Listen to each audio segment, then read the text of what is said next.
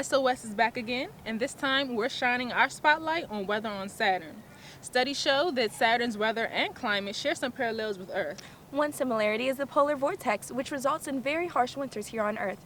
Hampton University professor Dr. Kunio Sayanagi is studying weather on Saturn to help understand what's happening here on Earth. Check it out.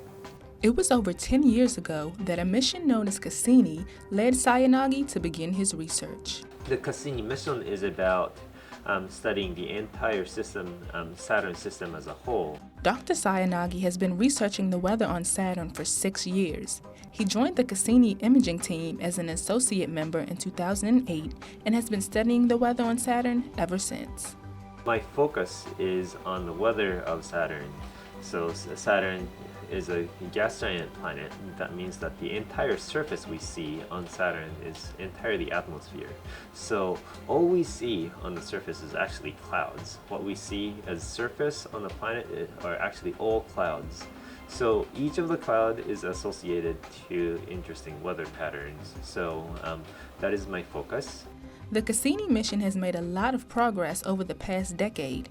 Dr. Sayanagi explains how he has benefited from the mission's discoveries. Cassini has been orbiting Saturn since 2004, so it's been 10 years. So the huge progress the mission is making for us is that we can actually track the seasonal changes and how the weather systems evolve over 10-year period. Since Cassini started its orbit around Saturn in 2004, phenomenal events such as a 200-day storm and a polar hexagon have been recorded. The storm was producing more than 10 lightning flashes a second that kept going for many months. So that's a lot of energy released by the storm.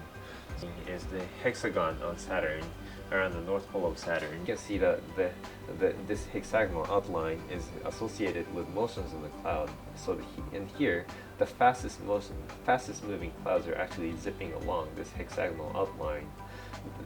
This means that there's a jet stream flowing along this hexagonal edge of the cloud. Dr. Sayanagi shows us a demonstration to give us a better understanding of the weather on Saturn. So we can simulate the condition on Jupiter and Saturn by spinning a tank like this really fast. Yes. Oh, there's already a vortex in there. So the motion of dropping the die already created several swirls. It's a very useful demonstration because you're outside of the tank, right? It's when you're observing a planet, you're observing from, if you're in a spacecraft looking down on the planet, it's like this, you're looking at a spinning planet. But if you change your perspective to this is like standing on the planet, right? This camera is like you're standing on the planet, so you can see that weather patterns actually are stationary there, right? That's a storm that's hanging. That's like a storm that's hanging right over your head. So what does Dr. Sayanagi plan to do with the data that he collects? Right now, I'm just doing my best to document what we see. And hopefully something interesting is going to come out. So that's the immediate goal, right?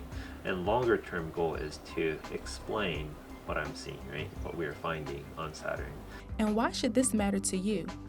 The lessons we learn from Saturn is probably going to affect improve the weather forecasting on Earth. It'll probably take about 30 years. I thought that was really interesting, Nia. What about you? Absolutely. The goal of Spotlight on Science is to make information like this accessible to everyone. To learn more about Dr. Sayanagi's research and why it matters to you, visit scientech.com. I'm Nia Vaughn. And I'm Chya Staten. And this is Spotlight on Science.